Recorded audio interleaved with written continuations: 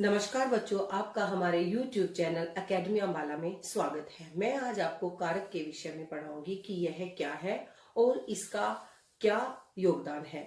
जैसे आपको महज यह समझाने के लिए एक यह उदाहरण दे रही हूँ जिसमें पिता और पुत्र की बातचीत है। पुत्र ने पिता से कहा, पिताजी क्या अखबार कोरोना बारे छपा है? तो तब पिताजी ने उसके संवाद को सही करते हुए कहा, पिताजी क्या अखबार में कोरोना के बारे में छपा है? आप ऐसा बोलिए। तो अब व्याकरणिक दृष्टि से देखिए, जो पुत्र का संवाद है उसने कारक चिन्हों का प्रयोग नहीं किया, तो तब पिता ने उसमें कारक चिन्ह में और के का प्रयोग करके उस संवाद को अर्थपूर्ण और स्पष्ट किया। कारक का शाब्दिक अर्थ है करने वाला, अर्थात क्रिया को संपन्न करने वाला। वाक्य में प्रयुक्त सभी पदों का एक दूसरे के साथ संबंध रहता है और तभी उनका अर्थ निकलता है और तभी वाक्य जो है हमारा अर्थपूर्ण बनता है। इस हम कारक की परिभाषा द्वारा समझेंगे। संज्ञा या सर्वनाम के जिस रूप से उसका संबंध क्रिया से जाना जाए उसे कारक कहते हैं। जैसे कि बच्चों, आपको संज्ञा और सर्वनाम और क्रिया के बारे में पता है कि यह क्या है। कारक को समझने के लिए हमें इन तीनों के बारे में जानकारी होना अति आवश्यक है। अब एक उदाहरण देखिए, मेज पर किताब है, वह बस से आया है। पर और जो से है यह कारक है जिसके कारण यह वाक्य अर्थपूर्ण और स्पष्ट हो रहे हैं। अगर हम मेज किताब है इस तरह से वाक्य लिखते हैं तो वह जो वाक्य है हमारा अस्पष्ट है, और पर कारक का प्रयोग होने से वह वाक्य हमारा अर्थपूर्ण और स्पष्ट बनता है। कारक के लिए आवश्यक है प्रसर्ग या विभक्ति चिन्ह।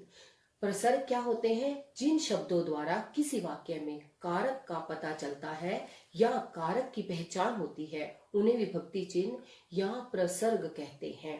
कारक हमारे 8 प्रकार के हैं, इसके 8 भेद हैं। यहाँ पर कारक और उसके विभक्ति चिन्हों के बारे में अब मैं आपको बताऊंगी। जैसे कर्ता ने कर्म को करण से के द्वारा, संप्रदान के लिए और को, ये दोनों चिन्ह आते हैं इसमें। अपादान से अलग, संबंध का के की, अधिकरण में पर, संबोधन हे अरे। कर्ता कारक शब्द के जिस रूप से कार्य को करने वाले का बोध हो उसे कर्ता कारक कहते हैं। उदाहरण जैसे आभा नाचती है, तो जैसा कि इस उदाहरण से आपको पता चल रहा है जो आभा है वो कौन है? कर्ता है, वो काम कर रही है, वो नृत्य करने नाचने का काम कर रही है। माँ ने पत्र लिखा, माँ ने पत्र लिखा, यहाँ पर जो काम है वो माँ कर रही है। तो परिभाषा की तरफ ध्यान देते हुए समझिए इसे कि जहां पर कार्य के करने वाले का बोध होता है कि कौन कार्य कर रहा है वहां पर कर्ता कारक है। दूसरा कारक कर्म कारक, इसका विभक्ति चिन्ह है को। शब्द के जिस रूप पर क्रिया का फल पड़ता है उसे कर्म कारक कहते हैं। जैसे श्यामा ने किताब को फाड़ा, मोहन ने सोहन को मारा। श्यामा के जो काम का फल है वो किताब को पढ़ रहा है और मोहन ने जो काम किया उसका फल सोहन को मिल रहा है। तो जैसे परिभाषा से यह स्पष्ट हो रहा है कि क्रिया यानी जो कोई काम करता है उसका फल अगर किसी दूसरे को मिलता है वहां पर कर्म कारक होता है।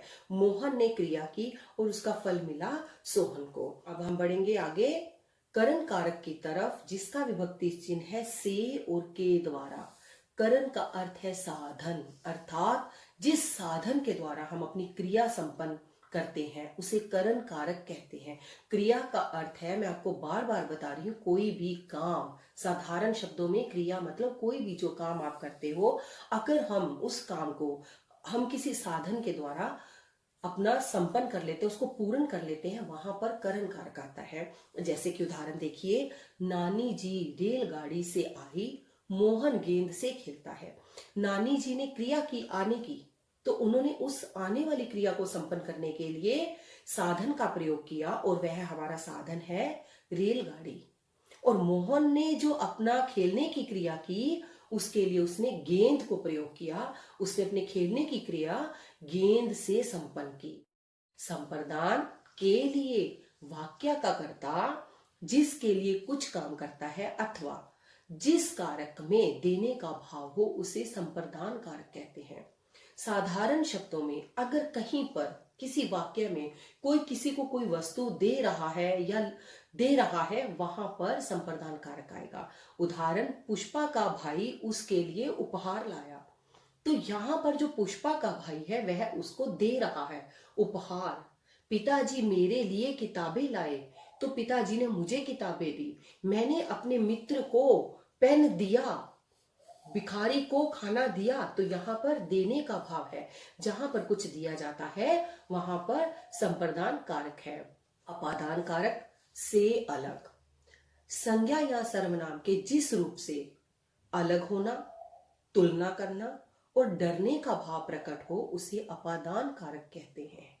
इस कारक में वस्तु का अलग होना, तुलना, डरना, ये सारे भाव आते हैं।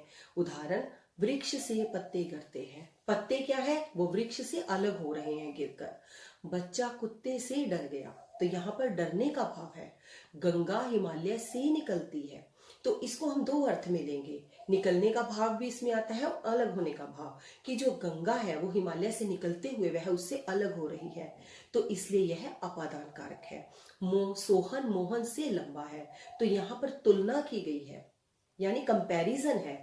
जब कहीं पर कंपैरिजन या तुलना होगी वहां पर अपादान कारक आएगा। संबंध कारक, जैसा कि इसके नाम से ही पता चल रहा है कि यह संबंध को दर्शाता है। इसका विभक्ति चिन्ह है का, के, की।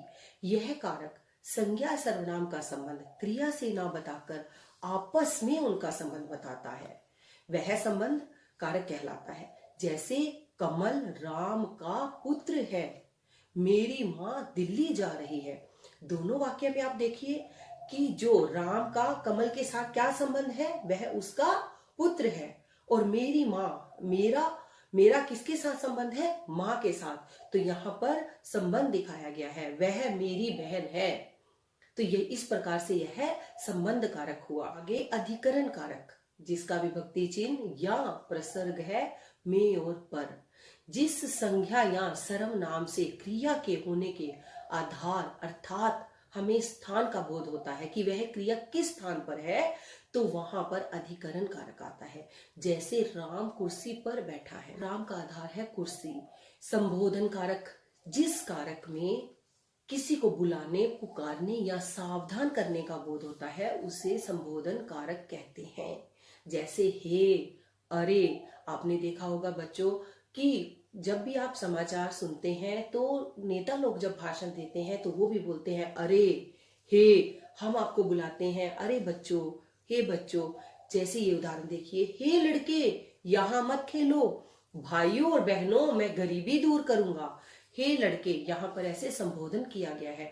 और इसकी एक और पहचान है, या इसके प्रयोग के बाद इसमें विस्मयादि बोधक चिन्ह का प्रयोग किया जाता है, जो यह बताता है कि यह संबोधन कारक है।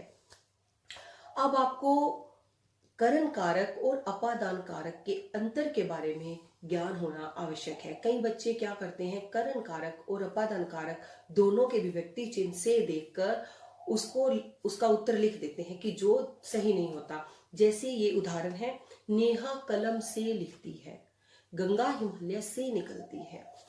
कलम, नेहा ने साधन का प्रयोग किया है कलम अपनी क्रिया को पूर्ण करने के लिए, तो हम साधन का प्रयोग करण कारक में करते हैं, तो यह करण कारक का उदाहरण है। अगर गंगा हिमालय से निकलकर अलग हो रही है तो वह अलग होने का भाव है, इसमें अपादान कारक है। करण कारक और संप्रदान कारक में भी अंतर को समझिए। जैसे इन दोनों का विभक्ति चिन्ह को है, राम ने रावण को मारा, राम ने विभीषण को राज सौंपा। तो पहले वाक्य में राम ने रावण को मारा, तो राम ने वो क्रिया की और उसका फल मिला रावण को, तो वह क्या है, हमारा कर्म कारक। दूसरा वाक्य है, राम ने विभीषण को राज सौंपा, राम ने उसको दिया कुछ, और वो क्या दिया, राज दिया। भगवान श्री राम ने उनको राज दिया। राज देना, यहाँ पर देने का भाव है, देने के भाव के कारण यहाँ पर संप्रदान कारक है। अब हम पुनरावृत्ति की ओर बढ़ते हैं। कारक के भेद छांटिए। जैसे पहला उदाहरण देखिए, सीमा की दादी जी बीमार है। यहाँ पर जो की शब्द है वो सीमा का दादी के साथ संबंध बता रहा है, तो यह संबंध कारक है। खाना मेज पर लगा दो, खाना लगाने के स्थान को बताया गया है कि उसको कहां पर लगाया जाए। स्थान यानी आधार, तो वह है मेज। तो यह हुआ अधिकरण कारक। मोहन छत से गिर गया।